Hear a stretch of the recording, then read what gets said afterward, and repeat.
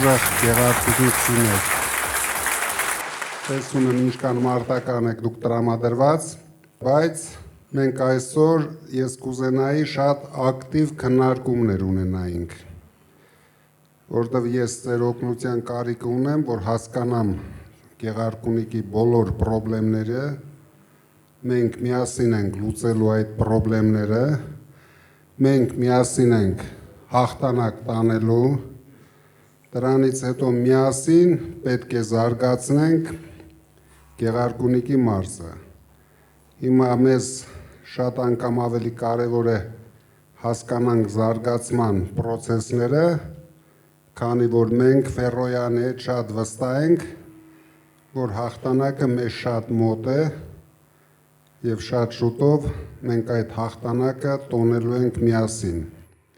Նորից ենք հավաքվելու, բայց արդեն ավելի մեծ կազմով, հետո այցելելու ենք ամեն շրջան, հասկանալու ենք ձեր խնդիրները եւ միասին լուծելու ենք այդ բոլոր խնդիրները։ Ես ցանկություն ունեմ, որ դուք շատ ակտիվ լինեք այսօր, որ հետաքրքիր ժամանակ անցկացնենք։ Բայց մինչև անցնենք դրան, ես ուզում եմ մի թեթև ներկայացնեմ Գեղարքունիքի մարզի խնդիրները, որովհետև դուք դժվար առանձին ամեն ինչից տեղյակ լինեք, սրանք 8 տարվա ընթացքում ինչի են հասցրել։ Սա ամբողջ հանրապետությունով է, բայց Գեղարքունիքի մարզը ինձ թվում էր իրավունք չուներ այս վիճակին հասնելուն, որովհետև շատ մոտիկ է Երևանին, ունի այն, ինչ որ ոչ մի շրջան Հայաստանում չունի, վերջը դուք Սևան ունեք։ Սևանի կողքեր ապրող մարդիկ իրավունք չունեն աղքատ ապրեն, ավելի ճիշտ պարտավոր են հարուստ ապրեն։ Դրա համար մենք միասին շատ լուրջ զբաղվելու ենք ձեր բոլոր շրջաներով եւ հատկապես մեր հայրենիքի ամենակարևոր մասով Սևանա լճով։ Ձեր մոտ 23-ից մինչև 25 թվականի վերջը ծնունդները նվազել են 10%-ով։ Դուք պատկերացնում եք դա ինչ է։ Մահացությունը ավելացել է 6%-ով։ Բնական աճը նվազել է 30%-ով։ Այսինքն մարզի բնակչությունը նվազել է 30%-ով ընդամենը մի քանի տարվա ընթացքում։ Ամուսնությունները նվազել են 3.2%-ով, ամուսնալուծությունները աճել են 16%-ով։ Այդ խնդրը գալիս է վատ ապրելակերպից։ Ես ուզում եմ դուք լսեք, ֆիքսեք եւ ձեր ժողովրդին հետագայում բացատրեք, որ միայն հայատում կամ ճամփի վրա ասֆալտ տեսնելը դա 1%-ը չարժի, ինչը որ ես նոր կարտացի ձեր համար։ Հիմա շրջանի տնտեսությունը, արդյունաբերությունը նվազել է 2%-ով մարզի, գյուղատնտեսությունը 4%-ով, շինարարությունը 1%-ով, աճել է մենակ ծառայությունները 0.1%-ով, այսինքն գնալով ամեն ինչ քանդվում է։ Դա ինչի համար կարտացի, որ դուք մոտավորապես պատկերացում ունենաք այն խնդիրների մասին, որ ունի մարզը աղքատությունը 7%-ով աճել է, եթե հանրապետության միջինը, ինչպես իրենք հայտարարում են, չնայած դա ամբողջությամբ սուտ թվեր են, 21% է, Գեղարքունիքի մարզում հասնում է 28%-ի։ Մարզերը շատ ահավոր տեմպով են աղքատանում, դրա համար ոչ ապահովագրությունը, ոչ թոշակները չեն կարող մարդկանց օգնել իրենց կենսամակարդակը բարձրացնելու համար։ Մենք հասկանալով այս բոլոր խնդիրները պետք է միասին ցուցաբերենք շատ մեծ հայրենասիրություն, կանգնեցնենք մեր երկիրը անդունդի եզրին կանգնեցրած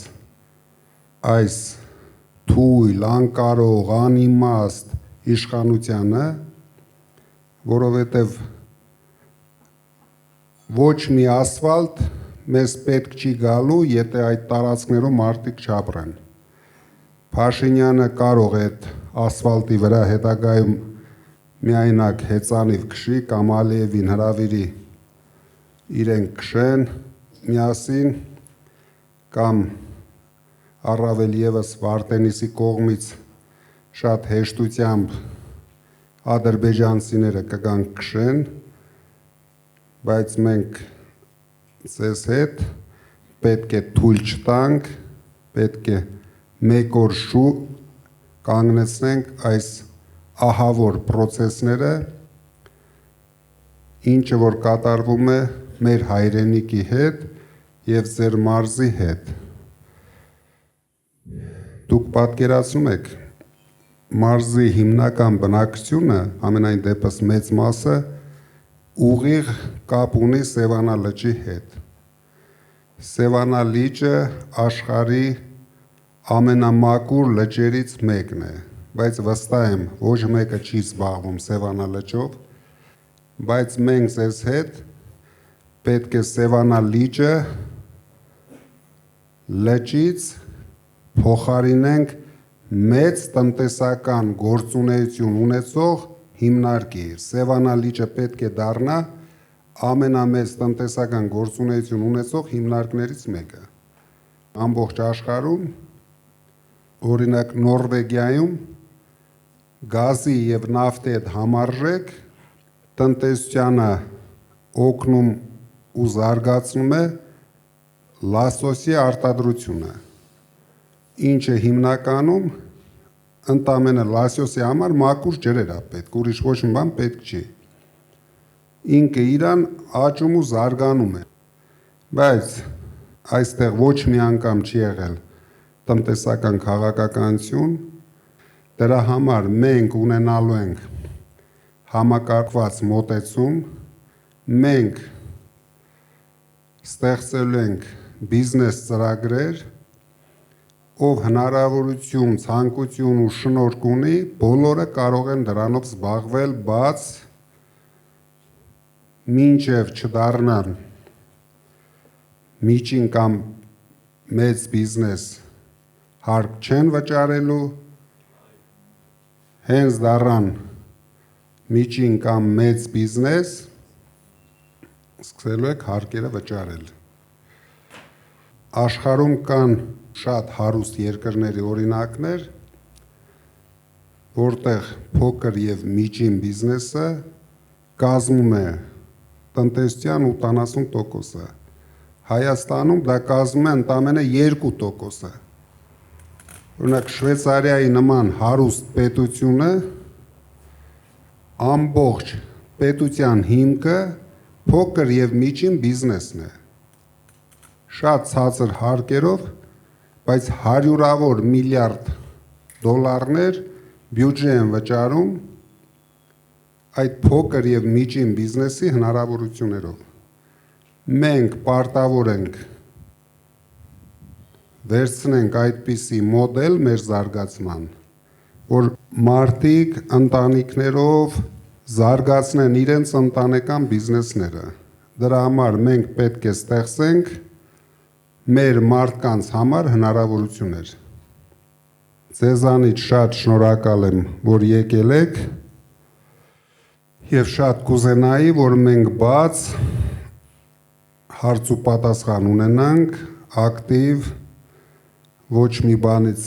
չընկճվեք, ամենաբարդ հարցերը կարող եք տալ։ Ես շատ ուրախ կլինեմ։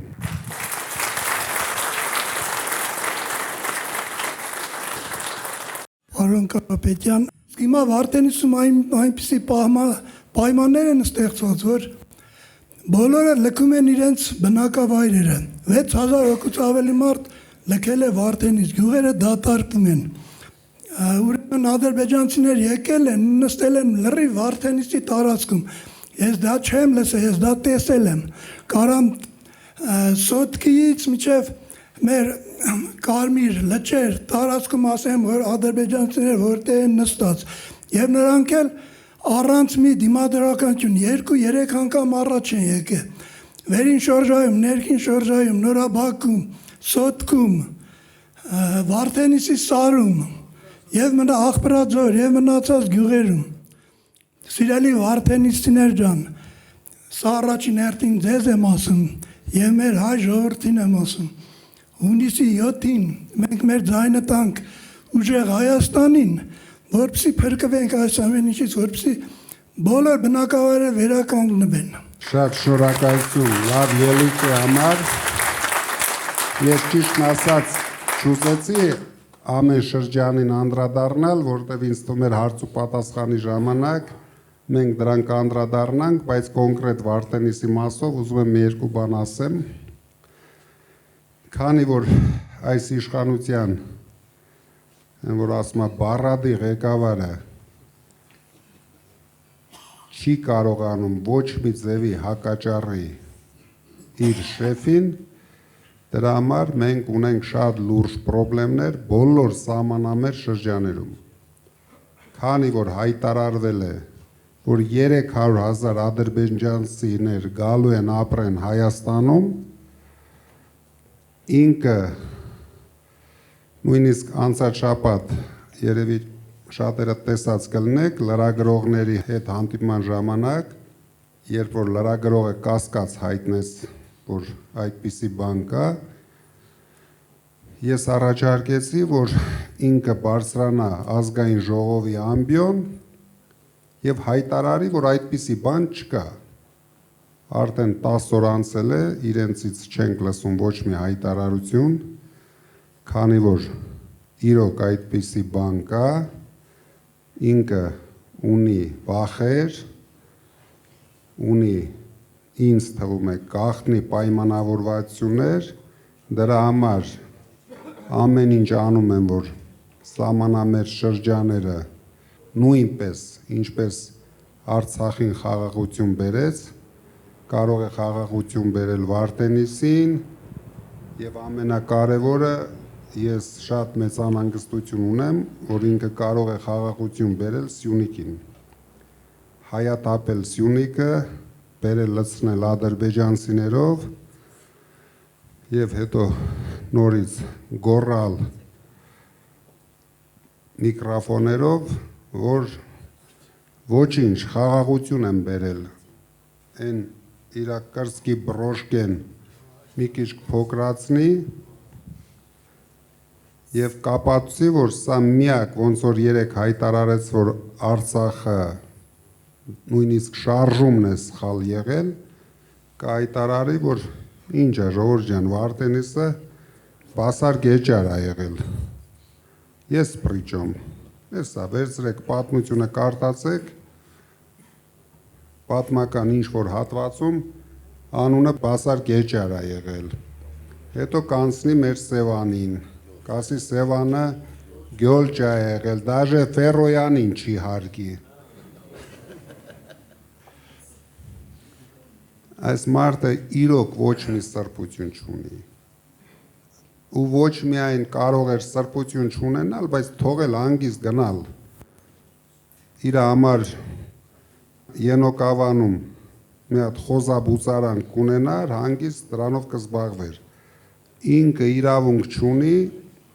կապ ունենա մեր երկրի ու ժողովրդի ապագայի հետ, որովհետև դա վտանգավոր է թե մեր պետությանը, թե մեր ժողովրդին, չեմ ուզում ամեն անգամ ասեմ, բայց ակտիվ եղեք, որովհետև իրոք մենք կանգնած ենք ջրբաժանի առջև, մենք կարող է մեկ սխալ քայլ անելով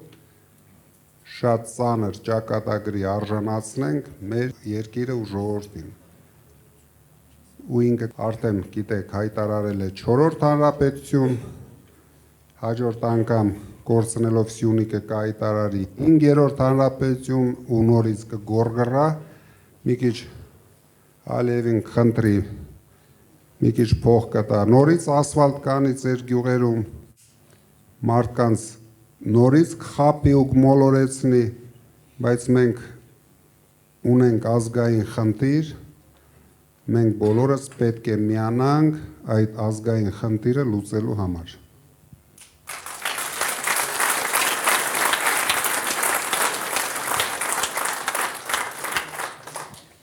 Ուրախ եմ ձեզ հետ հանդիպել,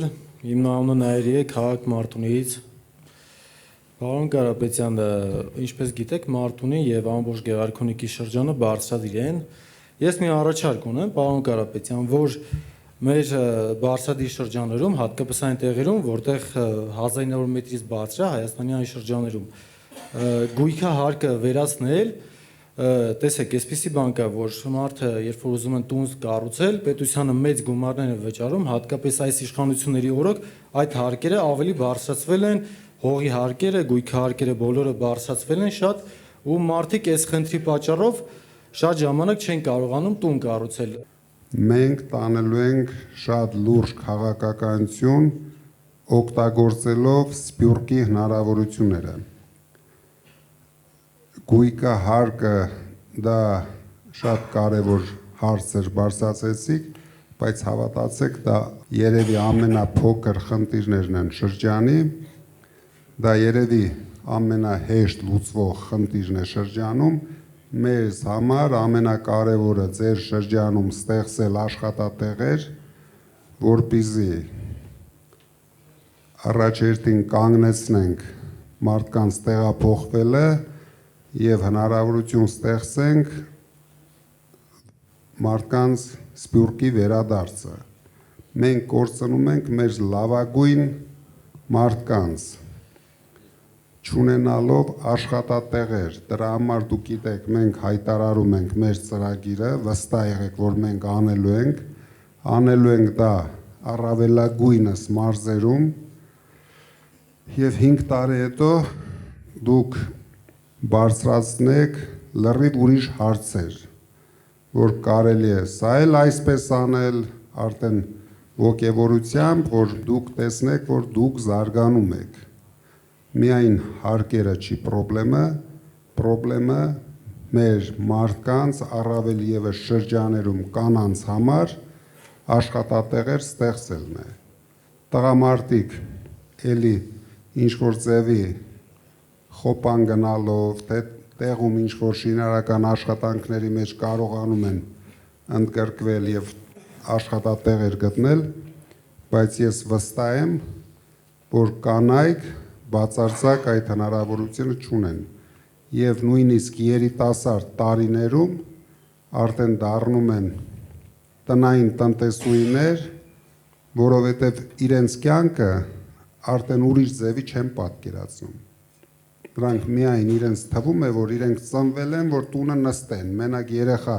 պահեն, մեծացնեն, բայց զարգանալու, աշխատելու հնարավորություններից զրկված են։ Դրա համար դուք լավ կանեք, որ այլ հարցեր էլ բարձրացնեք ձեր շրջաներից, քանի որ մենք դրանցով ձեզ հետ միասին պարտավոր ենք զբաղվենք։ Մենք կնայենք այդ բոլոր հարցերը։ Շնորհակալ եմ, պարոն Կարապետյան։ Բարև ձեզ, պարոն Կարապետյան, ճիշտ ասած ցավում եմ, որ հնարավորությունը սահմանափակ է, որ չեք կարողանում լայն շրջանակների հետ շփվել, բայց այն մարդիկ, որ այստեղ այսօր հավաքվել ենք մեր տարածաշրջանի, մենք այսքանը չենք ու բնականաբար հարյուրավոր, հազարավոր, տասնյակ հազարավոր մարդիկ ձեզ բարևներ են ուղարկում եւ շատ մեծ ցանկություն ունեն իսկապես ձեր հետ շփվելու, հուսամ ես վստահ եմ, որ հաղթանակը տեղի է ունենալու եւ ամսի 8-ին մենք միասին անպայման դա նշելու ենք։ Տեսեք, կառավարությունը ինչու՞մ է աջողում։ Ավելի շուտ ոչ թե կառավարությունը, այլ ինչպես դուք եք ասում, փոքրիկ խմբակը։ Իրենք ստեղծում են միֆեր եւ այդ միֆերը արագ տարածում են ու հետո իրենք էլ են սկսում իրենց ստեղծած միֆերին հավատալ եւ ավելի մեծ համոզմունքով են երկրորդ անգամ ներկայացնում։ Ես փորձեմ ներկայացնել այդ միֆերից մեկը։ Այդ միֆերից մեկը դպրոցաշինությունն է, որ ամեն քայլափոխի նրանք դա շահարկում են։ Իսկ իրականում ինչ է այդ միֆը։ Այսպես է կոչվում ծրագիրը ուսումնական որակի բարելավում։ Այդ վերնագրի տակ, ուրեմն, հանրապետությունում փակվելու է շուրջ 230 դպրոցներ, հիմնականում սահմանամետ շրջաններում։ Եվ արդեն պատկերացնում ենք ինչ է կատարվելու շատ մոտ ապագայում, այսինքն այդ գյուղացիները կամ սահմանամերձ շրջանի բնակիչները բնականաբար լքելու են։ Այդ դպրոցները բաժին է հասնելու Ադրբեջանի երեխաներին։ Դրա համար իրենք հատուկ ծրագիր են անում դա։ Տեսեք ինչ է արվում սոցիալական ոլորտում մեր ուրեմն իրականությունը, մեր պատմությունը մի փոքրիկ խմբակ փորձում է խմբագրել։ Կարծես մենք չենք եղել, մենք արմատներ չենք ունեցել։ Առաջերտին շնորհակալություն շատ կարևոր հարց բարձրացնելու համար եւ ես շատ ուրախ եմ, որ մեր հասարակության մեջ մնացել են մարդիկ, ով կարևորում է հայրենասիրությունը, կրթական համակարգը, միայն ձեր նման մարդկանց շնորհիվ, ձեր բարձրացած հարցերի շնորհիվ մենք կարող ենք կանգնեցնել բոլոր ձեռնարկված process-ները, որով սրանք քանդում են մեր ինքնությունը։ Ինքնությունը քանդելու համար ամենահեշտ ձևը սկսեն երեխաներից։ Երեխաները եթե չկարտան, չսովորեն, որ մենք ունեցել ենք մեծ երկիր, մենք ունեցել ենք շատ հերոսներ, մենք աշխարհի երեսին երևալու ենք որպես թույլ, վախկոտ, վախերի մեջ ապրող երկիր, հանկարծ առավոտ շուտ Ալիևը փրշտա, մենք պարտավոր ենք բոլորս արձագանքենք դրան եւ սկսենք գոռալ, որ մենակ Փաշինյանը կարող է մեզ բերել խաղաղություն։ Ամբողջությամբ կորցրել ենք ազգային ինքնասիրությունը, բոլոր մակարդակներով։ Դուք նայեք, ուշադիր նայեք։ Այդ մարդը ոչ մի բան չի կարողանում ներկայացնել։ Հիմա մտելա ընտրական պայքարի մեջ։ Մենք ծրագիր ենք ներկայացրել։ Իրենք էլ են ծրագիր ներկայացրել։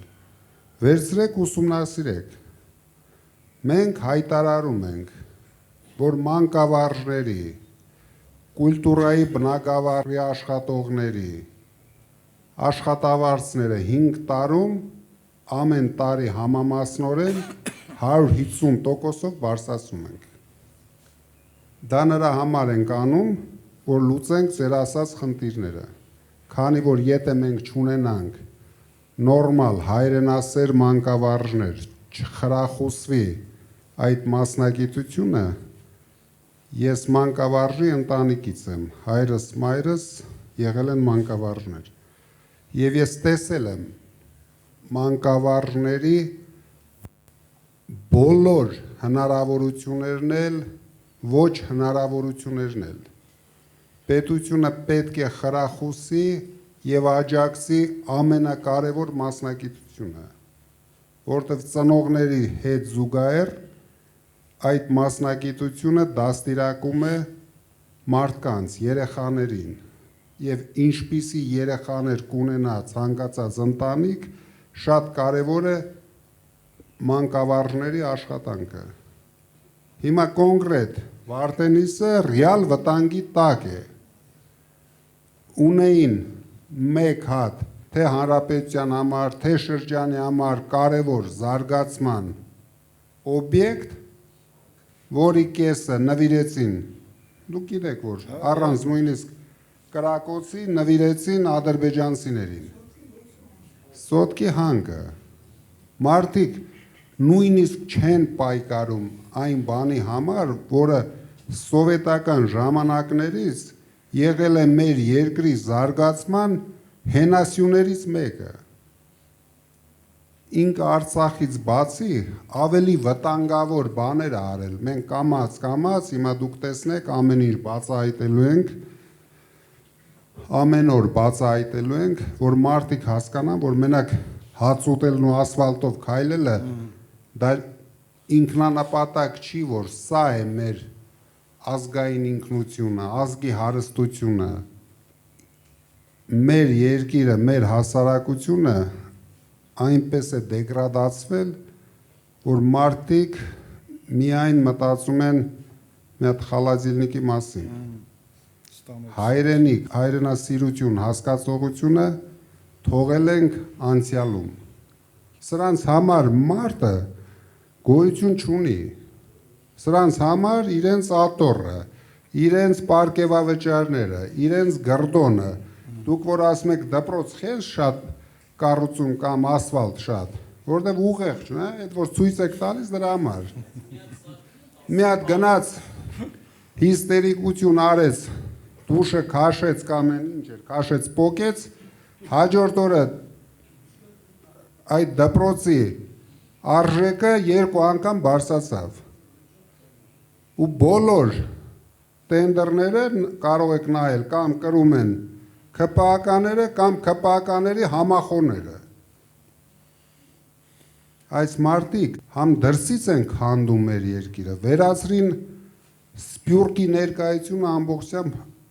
Հայաստանում, մեր գլխավոր ուժը, մենք պարտավոր ենք, նորից եմ ասում, զարթնեցնենք մեր ժողովրդին, ինչքան հնարավոր է դուք եղեք ակտիվ, որովհետև ինքը հաստատ ձեր փողոցներում ղժղժալու է, սեր բացատրելու է։ Մենք հասնելու ենք նրան, որ իրենք սեր կարողանան բացատրել այդ ավտոբուսի ժողովուրդը միմյանց։ Իրենք իրավունք չունենան նույնիսկ ժողովրդին սեր բառը արտասանեն։ Որտեղ իրեն ճակատագիրը մեզ բացարձակապես հետաքրքիր չէ, իրար սիրեն, չեն սիրի, բայց ժողովրդին վնաս տալ չի կարելի։ Եղավ մի քիչ էմոցիոնալ էր, ոչինչ։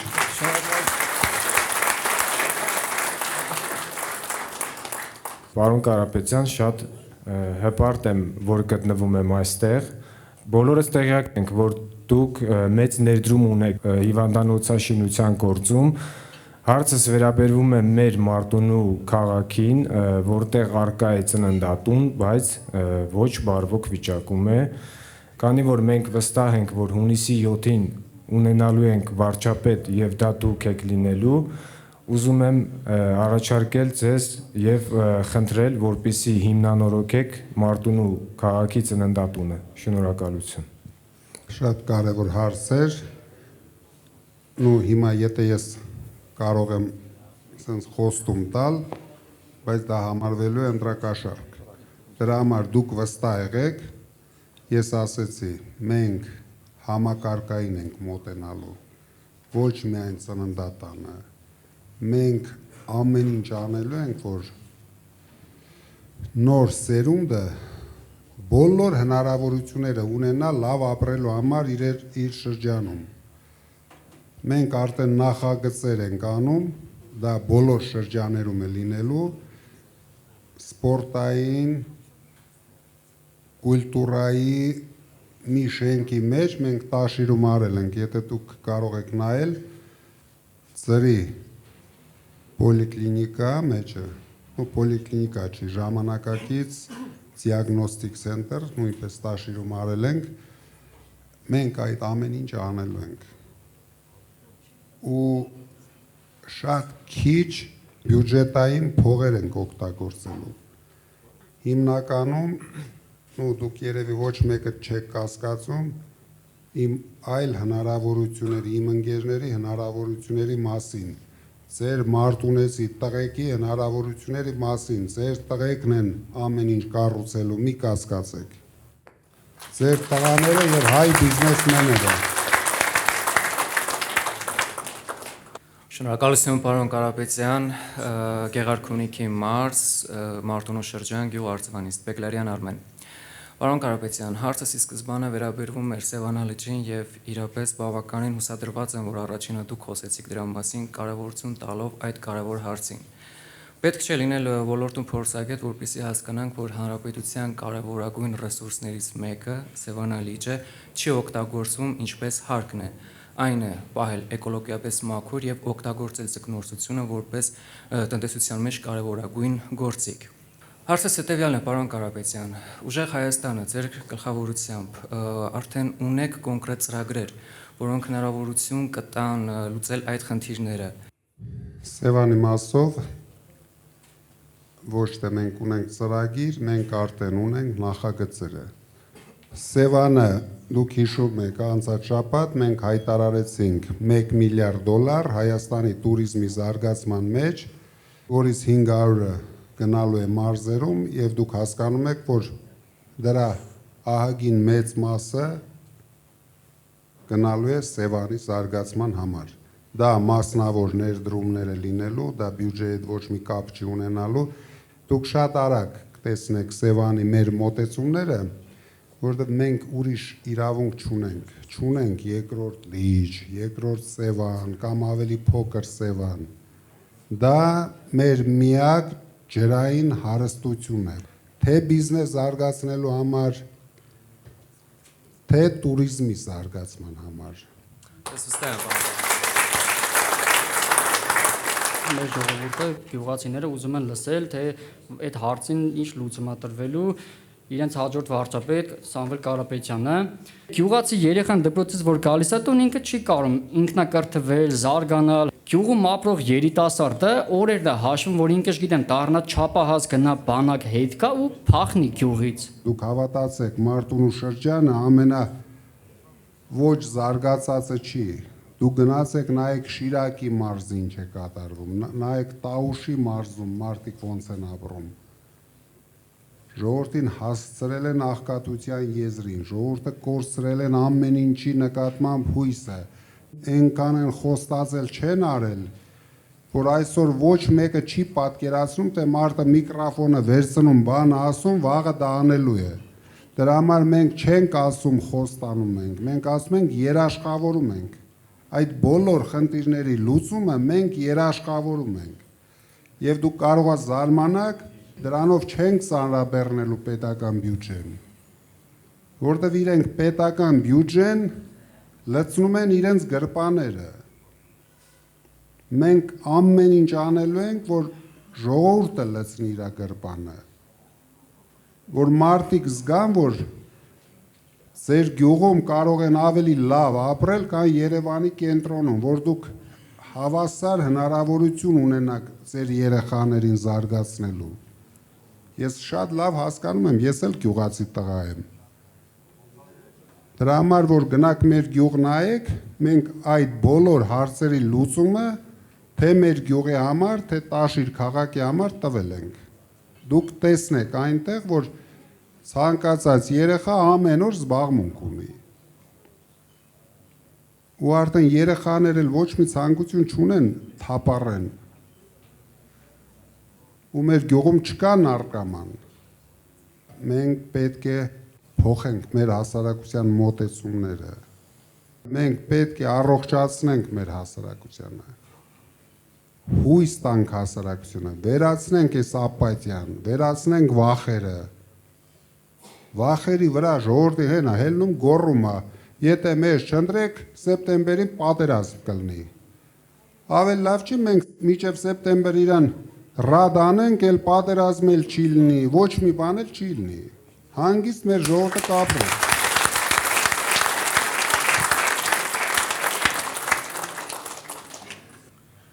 Մեծարգո Կարապետյան,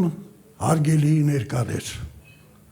Ես Գեղարքունիքի մարզից եմ, Գավառից։ Կարևորը հավատի վերականգնումը հայի մեջ իր սեփական ուժերի նկատմամբ։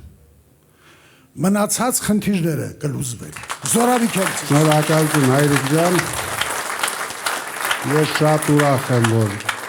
ձեր նման փորձառու ակտիվ մարդիկ այսօր մեր կողքին են։ Մենք պարտավոր ենք հայրենիքը բերենք մարդկանց սրտերի մեջ,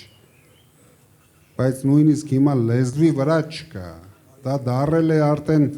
վտանգավոր, եթե մենք մի քիչ մեր կողմնակիցներով շատ խոսանք հայրենիք բառեր արտասանենք, մի հատ էլ կսկսեն կալանավորել հայրենիքի համար։ Հայրենիք բառը, հայկական արժեքներ բառը, դա հիմա ներկայացում է որպես հանցագործություն։ Ես ընդամենը բոլորդ հիշում եք, ասի մենք մեր ձևով մասնակցենք մեր եկեղեցու պաշտպանությանը։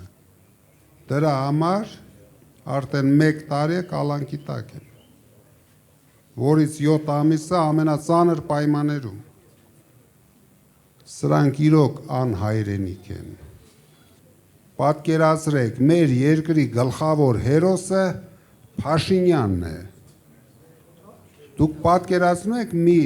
պետություն, ազգ,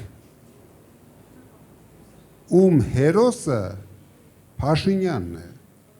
Տվեք երկրորդ հերոսի անունը։ Սրբապղծեցին ամեն ինչ, թե հերոսներին, թե մեր սրբավայրերը։ Ոնց կարելի է, դուք բոլորը տեսաք, այդքան ոստիկաներով, այդքան հատուկ ծառայություններով հարձակվեն Էջմիածնի վրա։ Ու դա տեսնում էր ամբողջ աշխարհը։ Ես հիմա շատ հանդիպումներ եմ ունենում, այսօր ժամը 1:30 նորից եկել էին հանդիպելու Շվեյցարիայի գլխավոր կուսակցության ղեկավարը, նրանք ապշած են։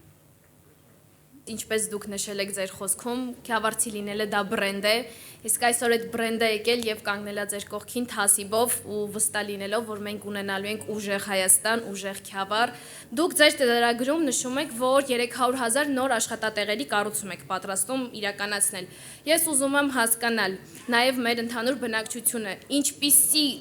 ծրագրեր կա աշխատանքի կառուցման Գավառ քաղաքում, Հացառատ թաղամասում եւ նման մեր փոքր գյուղերում, որպիսի մեր ժողովուրդ բնակչություն ստիպված չլինի դուրս գա մեծ քաղաք, թեկուզ Երևանում աշխատելու, այլ մնա իր բնորանում աշխատի եւ ստեղծի։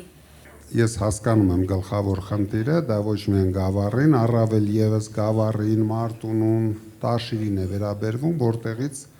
շատ են արտագնա աշխատանքի մեկնողները։ Դրա համար մենք առաջի հերթին մտածելու ենք այդ քաղաքների, գյուղերի կանանց աշխատատեղով ապահովելու համար։ Դուք կարող եք նայել, մենք այդ խնդիրը ամբողջությամբ լուծել ենք Տաշիրում, ամենահեշտը ու ամենաարագը կանանց աշխատանքի տեղավորելու համար դա զարգացնել թեթև արդյունաբերությունը, որովհետև դա շատ արագ ալնում, ասենք ամենաշատը 6-8 ամսում կարող ենք ապահովել աշխատատեղերով։ Եվ հետագայում մենք մշակել ենք բոլոր շրջաների համար ծրագրեր, Արարատյան դաշտավայրը ունենալու է իր ծրագիրը, Սևանը իր ծրագիրը, Քյավառը իր ծրագիրը, Մարտունին իր ծրագիրը, մենք աշխատելու ենք տեղի մարդկանց հետ, որ հասկանանք ինչը կարող ենք արագ անել, մենք անող կառուցող ժողովուրդ ենք, վերջ ես Հայաստանում ամենաշատ աշխատատեղ ստեղծած մարդն եմ, 8 տարվա մեջ ինչքան գործարան մենք ենք բացել, պետությունը չի կարողացել դրա կեսն էլ ստեղծի, դրա համար դրա ձևերը մենք գիտենք, խնդիրներն էլ հասկանում ենք, մեզ պետք է ձևավորել կառավարություն ձեր օգնությամբ։ Մենք դա կանենք։ Հարցը վերաբերում է աուտիզմով տառապող երեխաներին։ Մենակ Սևան համայնքում կա 1500 երեխա։ Լոգոպեդի կարիք ունեն, իրանց պետությունը տրամադրում է տարեկան ընդամենը 70 ժամ։ Պատկերացնում եք, որ այդ 70 ժամը մի երեխայի համար շատ քիչ է։ Ինչ վերաբերվում է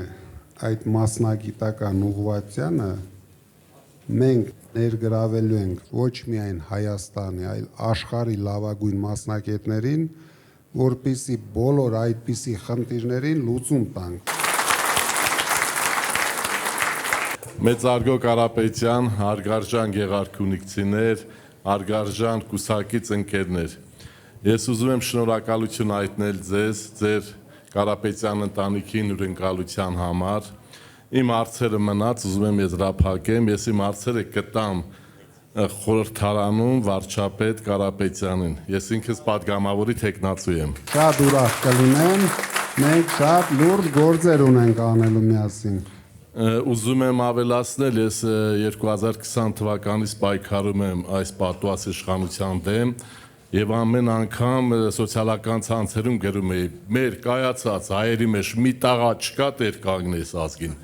Աստված մեզ բարի աճ գտնվեց եւ աշխարհարչակ հայերից մեկին է ուղարկել մեր հզոր Կարապետյանին, մեր ուժեղ Կարապետյանին մենք բոլորս ձեր հետ միասին պայքարելու ենք անուն մեր Հայաստանի, անուն մեր հայրենիքի, անուն մեր հանրության։ Շնորհակալություն ձեզ։ Ձեզանից էլ շատ շնորհակալ եմ։ Իրոք շատ հաճելի ժամանակ անցկացրեցինք, ինձ համար էլ սա շատ կարևոր էր լսել ձեր խնդիրները։ Մենք ձեզ հետ լուրջ աշխատանք ունենք անելու։ Լինենք համառ, բոլորդ հաստատ վստահ եղեք, մենք մեկ քայլ ենք հաղթանակից։ Մեզ պետք է ամենակարևորը այս ամիսը ռացիոնալ օգտագործենք, այսինքն որ ավելի հասկանալի ասեմ, հաղթանակի համար բոլոր տվյալներ ու ռեյտինգները մենք ունենք։ Մնում է ընտրության օրը ճիշտ կազմակերպենք ընտրության մասնակցելու process-ը։ Եթե մենք դա ապահովում ենք, ես կարող եմ ասել, արդեն մենք խնդիր չունենք։ Դուք տեսնում եք դրա հիստերիաները, դա ինչից է գալիս, որ ինքն էլ է դա տեսնում։ Ինք արդեն անջատվել է ժողովրդից։ Նորից անցել է իր գլխավոր դերասանական հնարքներին, կարող է կանգնի լացի, կարող է ծնկի գա, ես այն օրը ասեցի, մեր ուժը իրեն ծնկի է բերելու հայ ժողովրդի առաջ, ու մենք իրեն ծնկի ենք բերելու։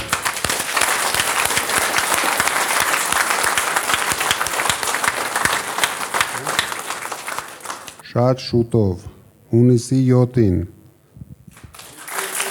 ուժեղ Հայաստանը գալիս է։